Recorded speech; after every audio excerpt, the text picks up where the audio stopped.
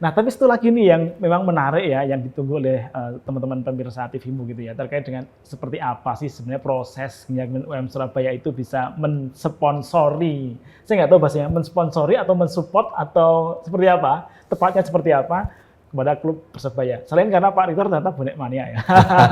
Oh enggak Pak Rektor?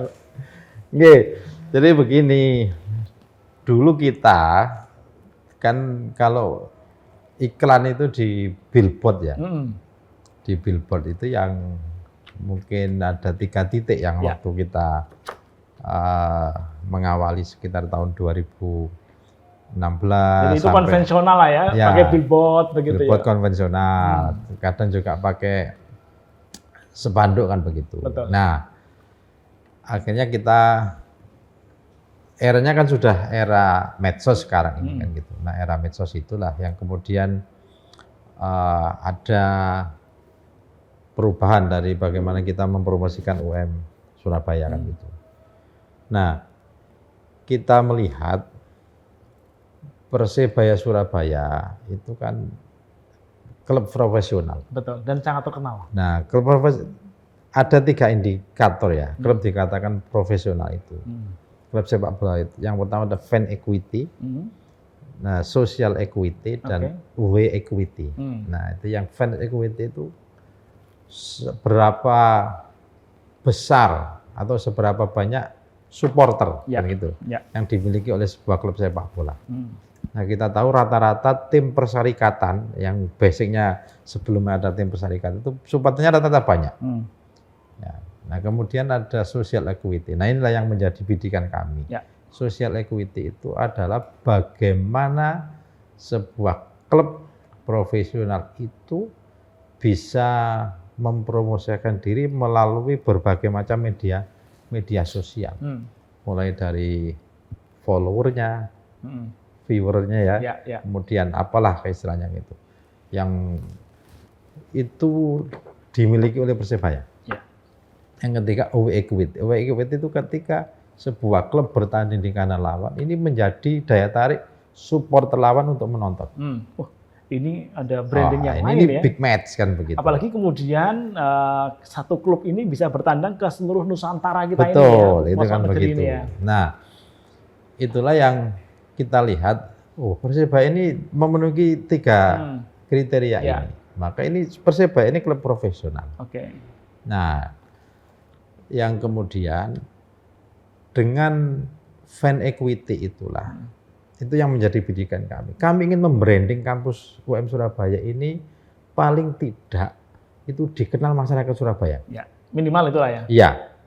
Kenapa? Walaupun mahasiswa UM Surabaya tentu kan berasal dari beberapa pelosok daerah. Nah, dulu itu istilahnya begini Mas Budi. UM Surabaya itu Universitas Madura di Surabaya. Oh gitu ya. Nah, kenapa? Karena mahasiswanya itu rata-rata orang Madura. 60% orang Madura kan begitu. Sehingga disebut jadi kalau dulu kita jalan-jalan dengan mahasiswa 5 orang, itu mesti yang 3 dari Madura. Nanti yang 2 dari Anu. Nah sekarang sudah beda. Jadi kalau dalam konteks pandemi positif rate-nya untuk mahasiswa itu sekitar 7% Madura ya Pak. Nah tapi ini kan Universitas Muhammadiyah Surabaya. Ya artinya masyarakat Surabaya itu harus mengetahui masyarakat Surabaya itu harus memiliki kan begitu. Nah itulah kemudian kita target dengan fan equity yang dimiliki Persebaya itu branding Surabaya menjadi lebih kuat. Nah kemudian yang kedua media sosialnya. Nah media sosialnya Persebaya itu boleh dicek. Itu jutaan. Ya itu baik yang viewernya, kemudian followernya di Instagram itu jumlahnya jutaan. Karena memang Persebaya ini bahkan klub yang mungkin masuk the 5 besar ya. The Big 5 yang klub-klub di Indonesia itu yang salah satunya adalah Persebaya Surabaya. Nah, itulah yang kemudian yang ketiga ya tentu kami di Indonesia ini masih jarang klub yang menjadi sponsor, sponsor dari perguruan tinggi ya. Ini marketing tersendiri, kan gitu. Makanya ketika kami sudah komitmen dan secara hitung-hitungan finansial dibandingkan dengan masang billboard dengan menjadi sponsor itu sama saja. Pak Rektor, tentu tidak mudah ya untuk mengawali proses menggunakan media klub sepak bola sebagai bagian dari membangun branding universitas ataupun marketing universitas lah kan. Pasti secara internal dan juga secara persyarikatan saat itu dialognya menjadi menarik ya. Apakah terjadi demikian?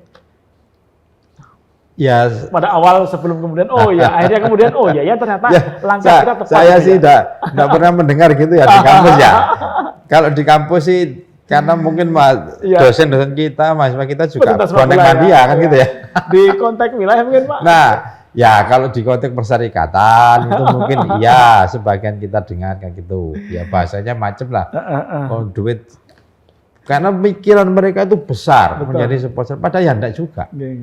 Padahal kalau dihitung masang billboard 3 titik nilainya, di kota Surabaya itu nilainya sama. Iya, karena gitu. Betul. Kan tergantung kemampuan kita negosiasi. Mungkin beberapa pimpinan yang mungkin berpikirnya masih konvensional ya Pak ya? Iya. Padahal enggak juga. Ya awalnya memang penawarannya besar lah. Tapi kalau kita punya kemampuan untuk negosiasi, punya kemampuan untuk istilah bahasa Jawa itu ngenyang.